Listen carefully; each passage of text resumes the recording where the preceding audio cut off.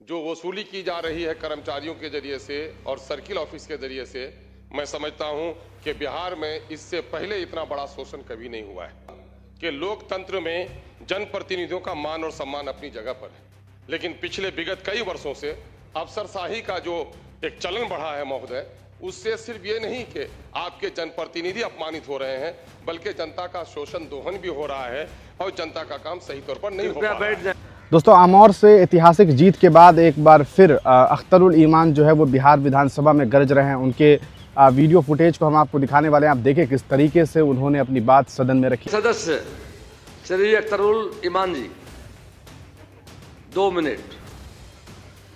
अध्यक्ष महोदय, मैं कटौती प्रस्ताव के पक्ष में बोलने के लिए खड़ा हुआ हूं। महोदय, ये सरकारी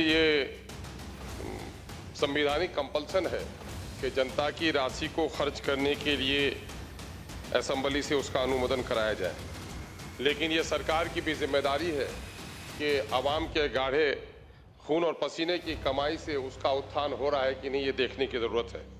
मौजूदा वक्त में जो इस वक्त खासकर रेवेन्यू डिपार्टमेंट के जरिए से जो वसूली की जा रही है कर्मचारियों के जरिए से और सर्किल ऑफिस के जरिए से, मैं समझता हूं कि बिहार में इससे पहले इतना बड़ा शोषण कभी नहीं हुआ है। मैं सरकार का आलोचक नहीं, बल्कि मैं चाहूंगा, मैं ईमानदारी के साथ अगर बोलें तो सत्ता और विपक्ष सारे लोग इस बात में सहमत हैं कि इस वक्त रेवेन्यू डिपार्टमेंट में बेइंतहा लूट हो रही है। मैं सरकार नए इरादों के साथ आई है, मैं आलोचना नहीं कर रहा हूं, इस पर काबू पाने की जरूरत है। जनता बहुत बेहाल है। मैं इस वक्त सीमांचल से आता हूं। सीमांचल में सबसे घनी नदियां हैं।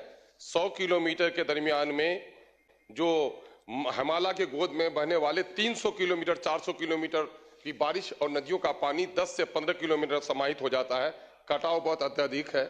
मैं जल संसाधन मंत्री का आभारी हूं कि उन्होंने पिछले दिनों में तवज्जो दी है। आइंदा भी सीमांचल के कटाव पर तवज्जो देने का काम करेंगे। महोदय, इस वक्त फ्लाईओवर्स बन रहे हैं, सरकार तरक्की कर रही है, लेकिन मैं कहूंगा कि अभी भी सीमांचल में 20, 25, 30, 40 किलोमीटर की दूरी पर पुलों का निर्माण नहीं हुआ है, उस पर तवज्जो देनी चाहिए। महोदय, मैं चूंकि ये सरकार कानून के राज की बात करती है, मैं माननीय मुख्यमंत्री हैं और सदन है, मैं गुजारिश करना चाहूंगा कि लोकतंत्र में जनप्रतिनिधियों का मान और सम्मान अपनी जगह पर है, लेकिन पिछले विगत कई वर्षों से अफसरशाही का जो एक चलन बढ़ा है महोदय, उससे सिर्फ ये नहीं कि आपके जनप्रतिनिधि अपमानित हो रहे हैं, बल्कि जनता का शोषण दोहन भी हो रहा है और जनता का काम सही तौर पर नहीं हो पा रहा है। बैठ जाएं, आपका समय समाप्त हुआ। एक बात मैं और कहूंगा, माननीय सदस्य महोदय श्री संदीप सौरभ जी, थोड़ी सी प्लीज बैठ जाइए। समय समाप्त हुआ। समय तय है। बिजली मंत्री यहाँ पर है सर। बिजली की हालत बड़ी खराब है सर, हमारे उस क्षेत्र का कमज। प्लीज बैठ जी, हो गया आपका। अध्यक्ष महोदय, कटौती प्रस्ताव पर बोलने से पहले 1 मिनट बोलना है। एक बात कहना है। सुना आपने अख्तरुल ईमान को। बड़ी बेबाकी के साथ उन्होंने कहीं न कहीं बिहार के विधानसभा में अपनी बात रखी है। सीधे तौर पर आप जानते हैं कि बिहार विधानसभा में इस बार जो है मजलिस-ए-इत्तेहादुल मुस्लिमीन के कुल 5 विधायक पहुंचे हुए और बहुत मजबूती के साथ इस बार जो है सदन में ऑल इंडिया मजलिस-ए-इत्तेहादुल मुस्लिमीन होगी, क्योंकि आप जानते हैं इस बार विपक्ष का क्या हाल हुआ। लेकिन ऐसे में ऑल इंडिया मजलिस-ए-इत्तेहादुल मुस्लिमीन ने बड़ी कामयाबी हासिल की और इसका नतीजा है कि आज अख्तरुल ईमान खुद को कहीं ना कहीं मजबूत भी महसूस कर रहे होंगे। उनके साथ और भी कई साथी हैं। अब देखना यह है कि इस पूरे मामले के बाद जिस तरह का उन्होंने बयान दिया है, क्या कुछ इम्पैक्ट पड़ता है, ये वक्त बताएगा।